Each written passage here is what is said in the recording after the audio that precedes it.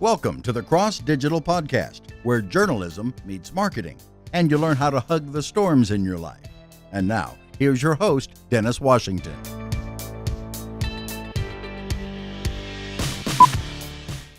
And thank you, Derek. I'm Dennis Washington from Cross Digital and CrossDig.com. Hope you're having a great day today. Got a really great interview for you. It's with Dallas Teague Snyder. She calls herself America's impression engineer, which when you listen to her and talk to her, it certainly makes a lot of sense. And there's reasoning behind that. We'll get into that in the interview. It's certainly not something that is about bragging, but it's about the coaching and what she does.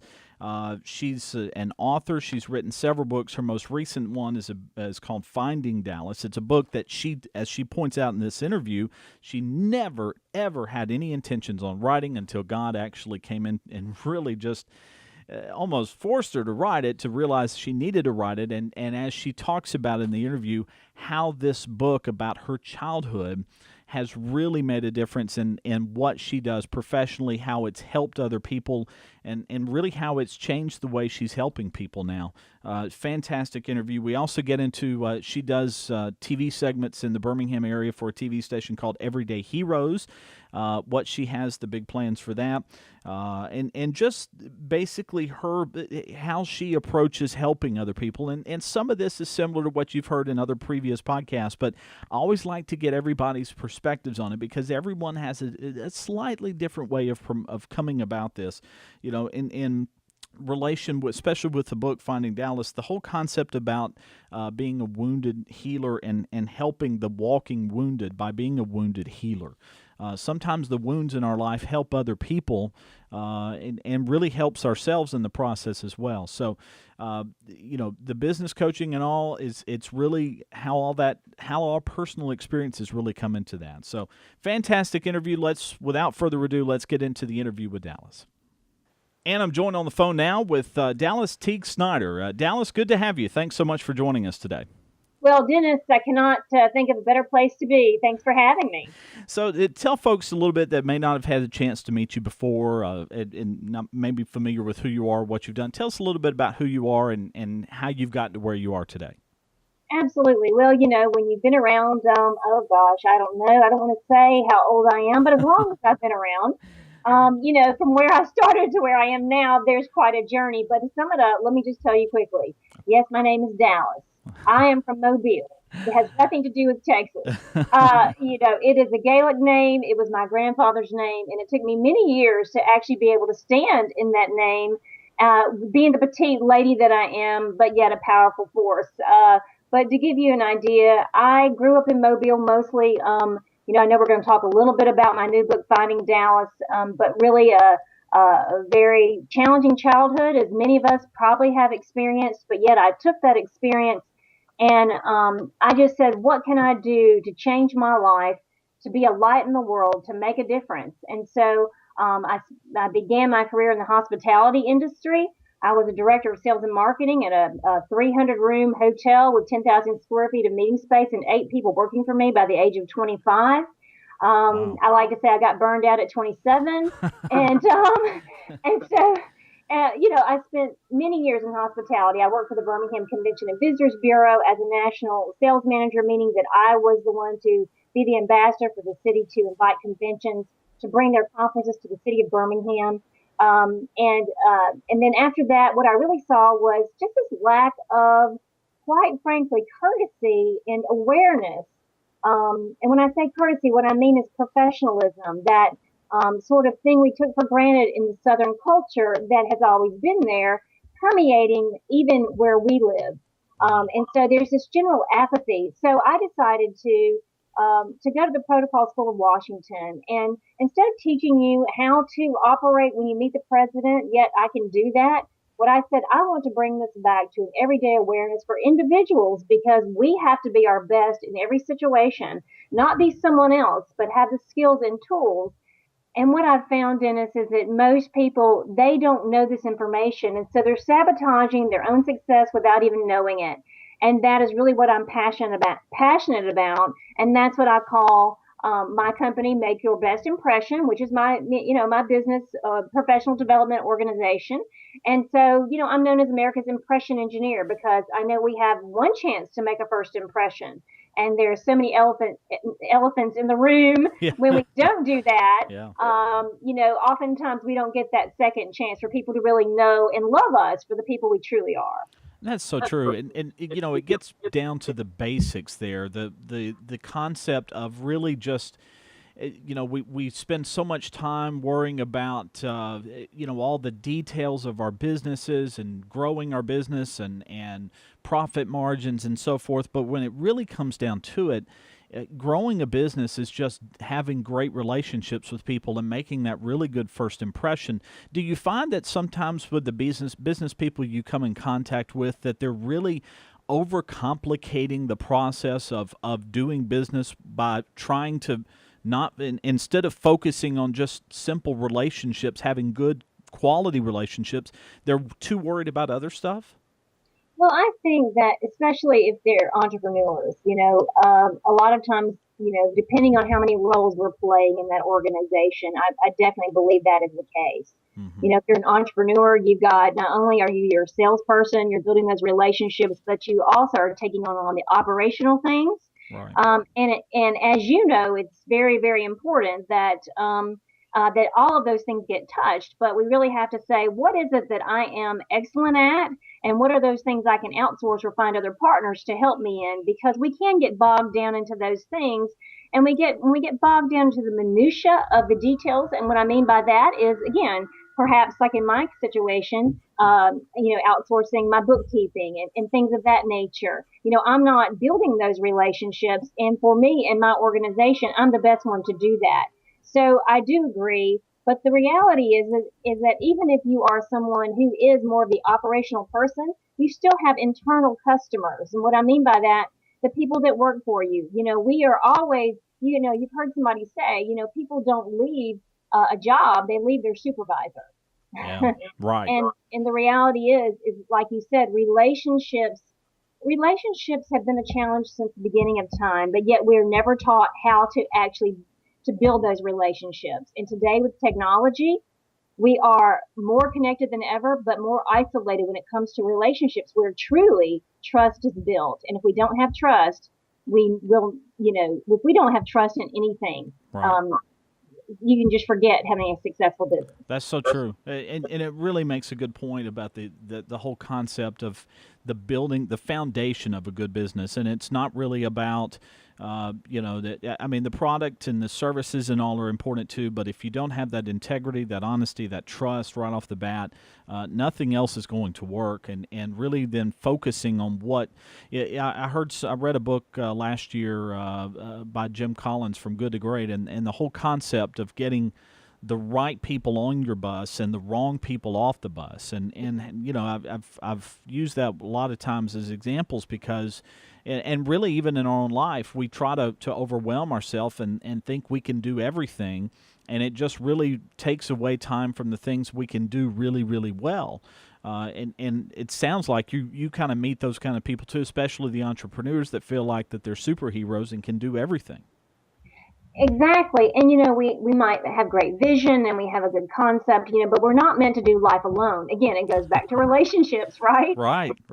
That's so true. There'd be no reason for God to have created a woman if a man could do it all by himself. And, So that true. happens, and that happens in life as well. And sometimes we kind of, we let that pride steep in and we don't ask for help where we need it. And it's so very important that, again, we're really honest with ourselves and we look at our skills and say, what do we do well? And how do I maximize that? And then where are areas where I can add people with other skills and talents to help benefit that, whether again, if it's in a partnership or hiring someone to do that, outsourcing those sorts of services. But really making sure we maximize those relationships and the roles of those relationships wherever they come into play. Absolutely, and that's fantastic.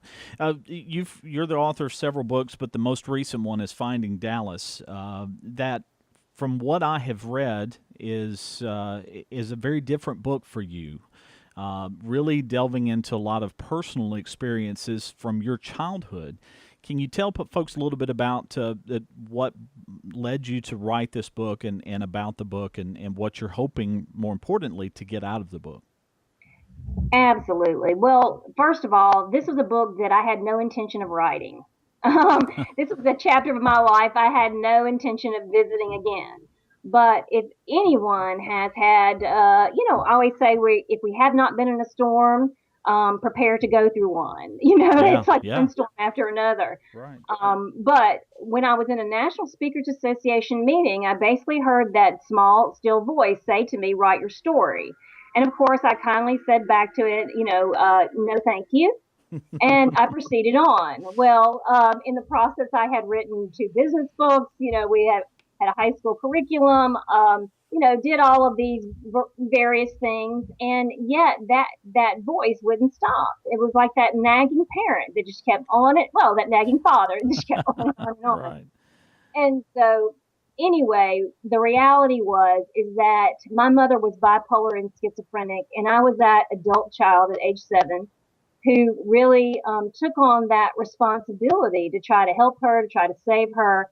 And it really is that journey through what it looks like to be in a family that struggles with anyone that has a health related challenge or mental illness. And one of the things that, and really challenges in general, but the reality is that mental illness is something people don't talk about.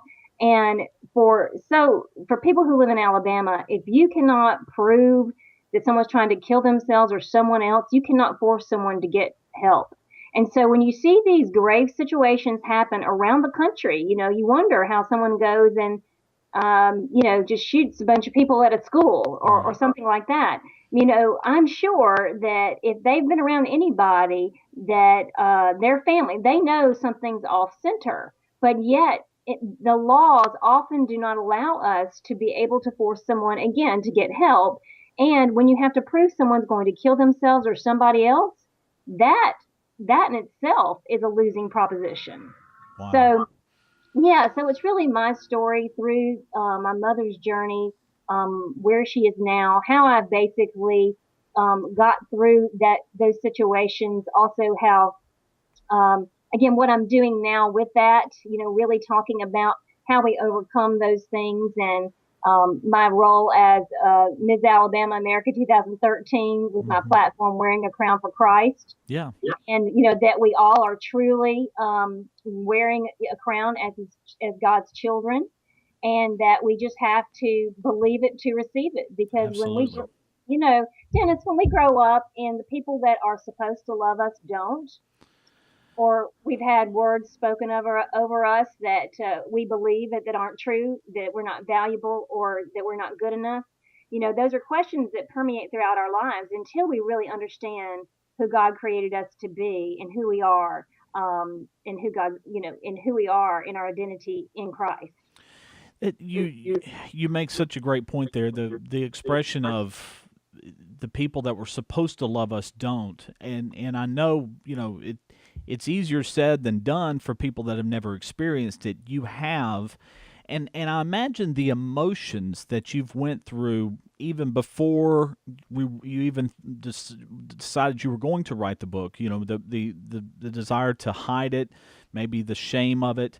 And so forth, and then the anger that comes from that experience, and then the change of emotions that encouraged you to eventually write the book and all that. How has all of those emotions, I know they went into the book itself, but how have they affected your business presentations, the way you deal with clients and so forth? How has that all intertwined together?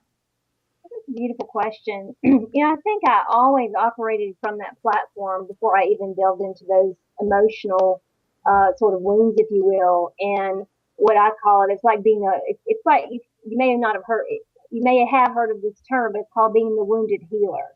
We all have a story, and oftentimes our story allows us that opportunity if and when we embrace it and we are vulnerable with it when it calls, when the situation calls for us to be.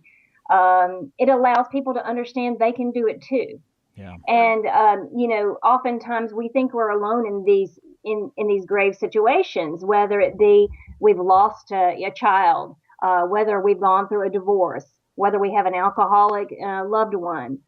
Any of those things, we can feel very desperate and alone and sort of in this what I call emotional slavery. And what the way it's changed for me is that now I'm just bold about it. If you have ever been with me in a corporate situation prior to, probably somebody would probably say I had great faith. Now I'm in the situation where I'm actually sharing my story because I believe that I'm called to do that. Yeah. What you might not know is I just became an ordained minister. Oh, wow. Congratulations. Well, thank you.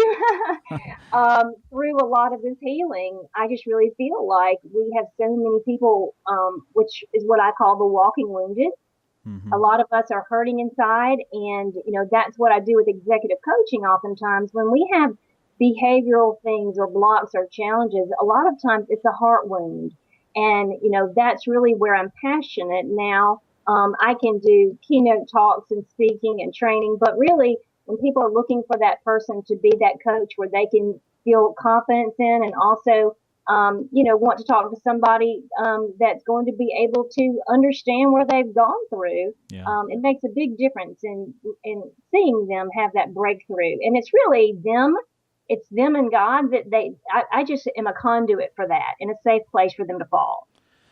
Wow. That's fantastic the way you put that. And it kind of goes back to, the way I've envisioned and the way I've perceived and dealt with, seeing when you have consultants come into a business and business coaches and so forth and come in and, sometimes they're brought in to look at X's and O's and numbers and that sort of thing. But really, when it boils down to it, the really good consultants are the ones that look at human behaviors, human emotions, human experiences, and sometimes the consultants that I've ever come across were the ones that had already experienced things that I was experiencing and needed help with and needed guidance with, and it wasn't about how to solve a problem of a certain technique or certain business structure or whatever, but it was really more about how to emotionally and mentally deal with the situation, and that really I think kind of hits home with me, listening to you talk about this, that if I understand correctly, you're basically saying your clients get more out of you when you're treating a human emotional problem versus a business problem. Right, and oftentimes what's happened when corporations they have a behavioral challenge, or maybe they have somebody that has great technical skills, but yet they feel like they need to polish up on their social skills or behavioral sort of issues. I always go in and I tell them, because usually they're not wanting, it's interesting. I'm setting up an online platform so people can actually have access to some coaching and things that are more, for the individuals at a more cost-effective platform. Mm-hmm. But yet, for these companies that have brought me in, people are usually in trouble. And Yeah. so what happens is I tell them that, this is truly a gift and that I'm here to help them. Mm-hmm.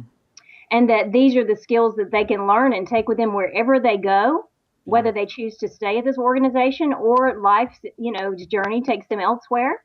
But yet I would encourage them to take this opportunity. And what I find when we go through some of these things and we go through some behaviors, there are really ungodly beliefs or lies that we've believed because of something we've experienced in the past. Or yet we have expectations of how someone's responding to us or how we respond to them based on something that we've, experienced in the past. So these are all things as a prayer minister that I'm learning as far as these inner wounds and things like that, but also the business experience that I have from, again, working with very irate people. The hospitality industry, my goodness, you Yeah. get, I don't know. I imagine all of us have had a hotel stay we didn't really enjoy and taken it out maybe a little too far on someone behind the desk there. So I'm sure Yeah. you've got plenty of stories. You could probably write a book just about the stories, those experiences. Oh my God, yes, absolutely, absolutely. So anyway, to answer your question, and I think what's happened oftentimes is they feel that in me and they share that with me. I don't actually ask them about that. it's something that sort of naturally happens. And I think that's just because of who I am and being authentic with who I am, and just being who I am. Yeah, absolutely. And that's another thing that I've noticed, not only with my own life, but with people I've come in contact with. You can see through someone that's putting on that's phony, or putting on a show, or trying to pretend to be someone they're not. That becomes extremely obvious. And so when people are just really clear about what they're passionate about, what they're good at, and then being honest about what they're not good about, I find that to be extremely refreshing and much easier to have a conversation with someone and do business with someone that's like that. I mean, do you run across similar situations? Absolutely. I'll tell you something that happened to me recently, and again, as you know, being somebody who does this and you work with, speakers and consultants and so forth, I had someone approach me about doing something, and everything I heard and what they said was what they wanted me to give. And there was nothing, there was no integrity in what they said, or value in what they were going to return, Wow. and even somebody like me, it happens all the time. But being authentic and being transparent, that is what we need. Reality TV is not reality TV. Yeah, Uh, you know, exactly. I, I think your experience. I mean, I do something called Everyday Heroes, real people making a real difference, and I say this is reality TV. Yes, And good, absolutely. good things that are happening as well. So, but my whole point in all that is because of that, we are looking for things that are truly real and authentic. And I think if we are sensitized to that, and we have been sort of sold a bill of goods on television and or in life, we can recognize that more often than not. And I think if we've been in business any time, for any length of time, we've experienced when someone hasn't done what they said they're going to do, or haven't given their word, or perhaps, Right. had a faulty product and didn't back it up. So all of these things go into being authentic. And that starts with who we are, like you said, being true about that. And also having standards for your company and what you will and will not do. There are lines you won't cross. And even when doing the right thing is difficult, but it's the right thing, it needs to be done. Absolutely. We've got just a few minutes left. I wanted to give you a chance to tell everybody about if you've got any projects coming up, what you're working on, what gets you fired up and get you up every morning with a cup of coffee to get the day started and get you excited. What can we expect to see from you in the next 6 to 12 months? Well, that's a great question. I think I mentioned to you my segment of Everyday Heroes Yep. with Dallas, and I'm actually in the process right now of sending it out to networks. So you guys keep Wow. that in prayer, yeah. Yeah. And because I really believe that we need to get more fantastic things that are happening on television. There's too many things that are depressing out there. I believe there are people who would want to sponsor that, a show like that. If they want to check out some of the segments we've done, they can go to my website, Dallas Teague, TEAGUE.com, and see some of the episodes. And we actually have, I mean, really, there's so much more of these stories that we can get out there and help change lives. I think encouraging people. On the business side, I actually have a high school curriculum that if people are in homes doing homeschooling or anything of that nature, that they can certainly take advantage of, whether it's a school system or homeschools. We have options for both of those things. And then the other thing that's coming down the pipe, as I said, is an online professional development coaching platform that I'm going to be launching here in the next couple of months. So and other than that, I do keynote speaking for conferences and training, but really it's about I'm willing to go out there, share my story, and what I want to do is just encourage people to think beyond what they know is possible and realize with God all things are possible, Dennis. Absolutely. No, I agree. It sounds like you've got a lot going on. I mean, with when you put all the everyday hero stuff in there, but the homeschooling thing, the online training, and all, it really sounds like you've got a lot going for you, and it's fantastic. Dallas, thank you so much for your time today. We really appreciate it. Best wishes to you and all your upcoming projects. Thank you so much. And again, that was Dallas Teague Snyder, Christian career and life coach, business development. America's Impression Engineer. Really, really great interview. A lot of great stuff there. And it may not necessarily apply to business fundamentals, but really, as far as, profits and strategies and all that kind of thing. But if you don't have those basic things right set with you and your employees about trust and integrity and just helping people that way, it's really hard to get everything else to work correctly. So, and she's pointed out she's worked with a lot of clients over the years and learned those things. So, again, we'll put the notes in our show notes at crossdig.com, but her website, dallasteague.com. You can also makingfirstimpression.com. We'll have the links to all that at crossdig.com, so you can reach her there if you would like to contact her about more information. FindingDallas.info for her latest book, but again, all the links, we'll have that up in our show notes at crossdig.com. That's it for today's edition of the crossdig.com podcast. I'm Dennis Washington. Thanks for joining us. Have a great day.